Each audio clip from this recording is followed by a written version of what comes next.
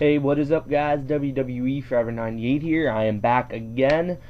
Alright, so look, if you don't follow me on Twitter, you probably don't know what the hell is going on over the past few days. Well, if you guys lived in the tri-state area, meaning Pennsylvania, maybe even Connecticut, New Jersey, or New York, you know that we had a huge storm on Saturday, all through Saturday.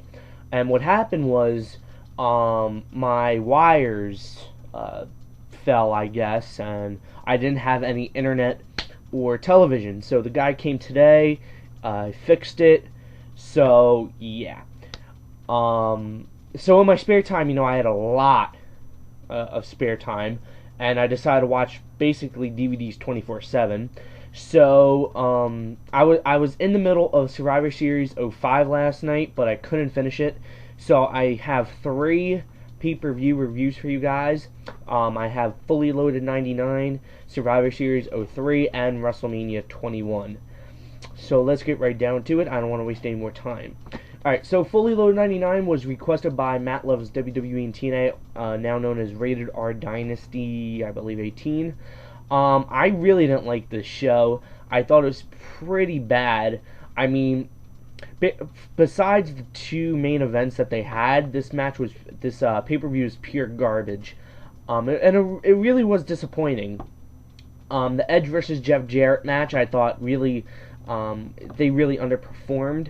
The 3-on-2 handicap match, Acolytes versus Hardy Boyz and Michael Hayes for the Tag Team Championship, was alright, but it wasn't that good. DLo Brown versus Mideon for the European Championship was pure garbage. Al Snow versus Big Boss Man for the Hardcore Championship was garbage. Kane versus Big Show with Hardcore Holly as the special guest referee was garbage.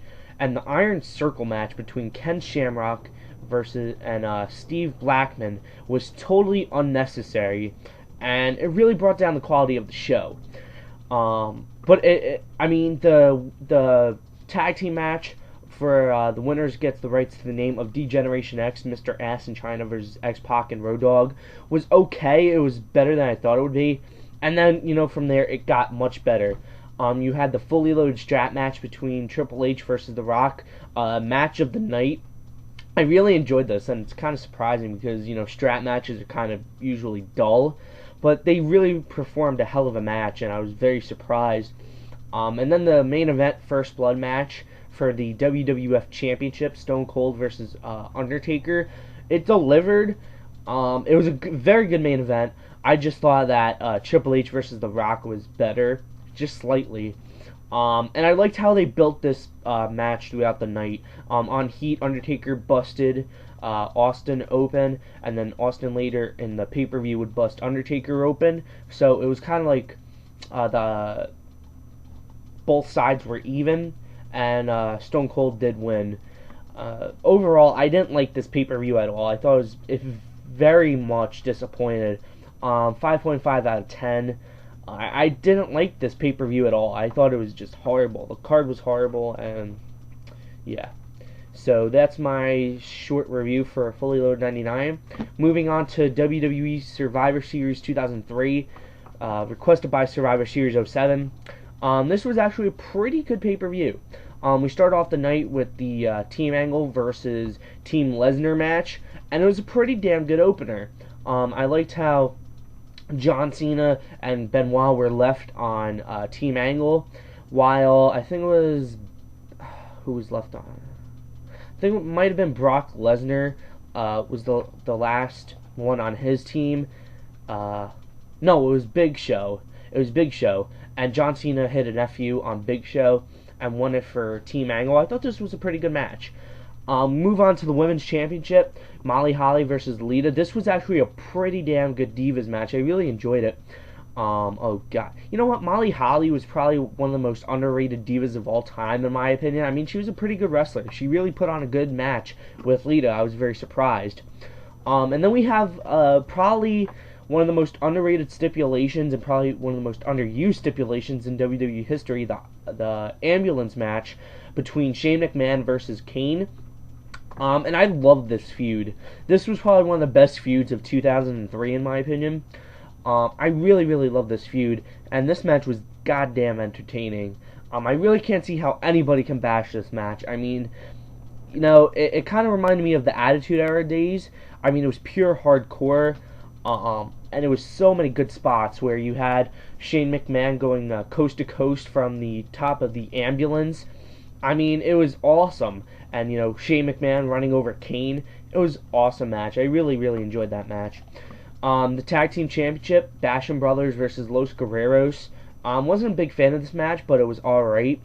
Basham Brothers were pretty much jobbers. They were scrubs, and they really didn't last long. But Basham Brothers did retain the Tag Team Championships. It was an alright match. Move on to the match of the night, Team Austin versus Team Bischoff. I really, really enjoyed this match, guys. You had tons of talent. You had Shawn Michaels, Booker T, Rob Van Dam, and Dudley Boyz on Team Austin. And on Team Bischoff, you had Chris Jericho, Christian, Scott Steiner, Mark Henry, and Randy Orton. I just loved this match. It was so damn good. And if Austin won, then he could pretty much kick ass whenever he wanted, because he was kind of banned from that. But if Bischoff's team won, Austin would be, he wouldn't be, I guess, co-general manager. And Shawn Michaels was the last one on Austin's. And I forget, I think it was Randy Orton who was the last one on Team Bischoff, and Randy Orton hit the RKO on Shawn Michaels. I may be mistaken on that, but I'm pretty sure. And, you know, Shawn Michaels was gushing blood. It was a great match. And then, you know, Austin had his little send-off, which was great. So I really, really enjoyed that match. That was the match of the night. The Undertaker versus Mr. McMahon Buried Alive match. This was an all-right match. I mean, I'm not a big fan of Buried Alive matches. I think that the best Buried Alive match ever was probably Undertaker versus Mankind back in the day. But this was alright. And, you know, you had Kane burying Undertaker. It was alright. And then we move on to the main event, Goldberg versus Triple H for the World Heavy Championship. You know, Goldberg never really had great matches, and this was one of them. It wasn't great. It wasn't that good of a main event either. I mean, I personally was opposed to Goldberg getting the title because, you know, he really didn't perform that well. But it was whatever. I didn't think it was that good. But overall, the pay-per-view was pretty good. I enjoyed it. 7.5 out of 10. I thought it was pretty good pay-per-view. Then we move on to WrestleMania 21, probably one of the most underrated WrestleManias in my opinion. I really, really enjoyed this pay-per-view. It was requested by, I think it's BeatsLove92. I'm sorry if I botched that your name. I think that was it, or I may have been, you know, I may have written it down wrong. The opener was Rey Mysterio versus Eddie Guerrero, which was great. I thought this was a great match to open the show. And Eddie Guerrero had this thing where he could never beat Rey Mysterio, and on this night, Mysterio beat Eddie Guerrero. They were actually tag team champions, but they agreed to have a match, and Mysterio won. But this was a pretty damn good match.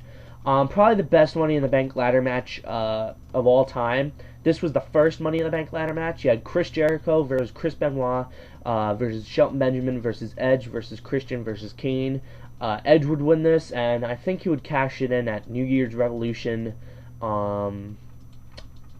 06 or 07. I'm not good with it. Hold on. Let me do the math. I'm sorry. 2006. Because I think this took place... Yeah, it took place in 05. He would cash in at New Year's Revolution 06 on John Cena after the Elimination Chamber match. Like I said, probably the best Money in the Bank ladder match ever. Then we had Undertaker versus Randy Orton. I love this match. They had great chemistry. I really love this feud. I mean, this was a hell of a match. This was probably one of Undertaker's best matches at WrestleMania, in my opinion. But obviously, it was Shawn Michaels versus Undertaker's best match last year at WrestleMania 25. But I really enjoyed this match. This was a great match. And Undertaker obviously would win. Women's Championship, Trish Stratus versus Christy Hemme. You know, Christy Hemme wasn't that great of a wrestler to begin with, but Trish Stratus pretty much carried her through this match. You know, it was whatever, and Trish Stratus won. Probably one of my favorite matches of all time, Shawn Michaels versus Kurt Angle. This is a 5-star match, guys. If you haven't checked this match out, I really suggest you do. What an awesome, awesome match. Shawn Michaels and Kurt Angle had such great chemistry, and this was actually their first match together in the ring. I really enjoyed this. Like I said, 5 stars. It was a great match, and Kurt Angle did win. And you know what surprised me was the crowd was half and half. I thought Shawn Michaels would probably get the most cheers, but it was actually pretty much half and half. Sumo match, Big Show versus Akabono. I'm not even gonna rate that. That was pure garbage. WWE Championship, JBL versus John Cena. John Cena beat JBL on that night. And, you know, I was really disappointed in this match because it didn't get that much time. And the feud was pretty well built up. It only got about, like, 10 minutes, which was definitely disappointing. But, yeah, it didn't deliver, in my opinion. But the main event, it was alright. Triple H versus Batista for the World Heavyweight Championship. Another great feud going into WrestleMania 21. Batista went over. This was a pretty good match. I enjoyed it. 3.25 star. Overall, I really enjoyed WrestleMania 21. It had the best gimmick of a WrestleMania all time. 8.75, and I'll see you later.